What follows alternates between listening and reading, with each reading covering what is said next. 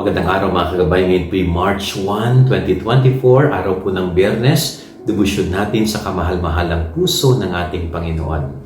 At napakaganda muli ng ating gospel. Ito po tungkol sa isang tao na may-ari ng ubasan at ipinagkatiwala niya ito sa mga tauhan. At dumating yung time na anihan na at kukunin niya sana yung kanyang parang parte, yung kanyang share sa kinita. Pero anong ginawa sa mga taong pinadala nitong may-ari na ito? Pinagpapatay nila. Para sa ganon, hindi makuha yung share. Napakaganda pong aral na sinasabi ng gospel na ito. No? Una is yung kabutihan ng may-ari ng ubasan. No, dahil siya'y naawa sa mga tao dahil wala silang hanap buhay, kaya ginawa niya, pinagkatiwala niya yung ubasan sa kanila. Yun ay pagiging mabuting loob sa kapwa. But the problem is, itong mga pinagkatiwalaan, itong mga tinulungan, instead na sila yung magpasalamat pa, anong iginanti nila, no kasamaan.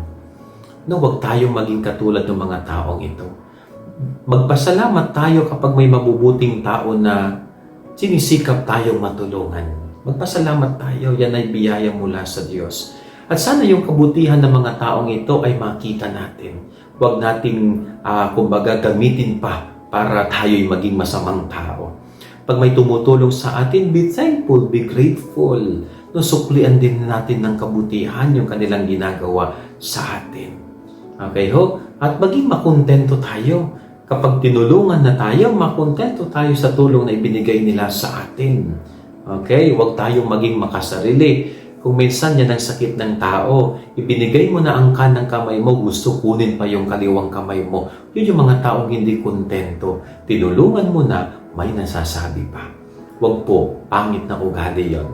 Yan ang ating gabay aral ngayong maghapon. God bless po sa inyo lahat. Pagpalain kayo ng Panginoon.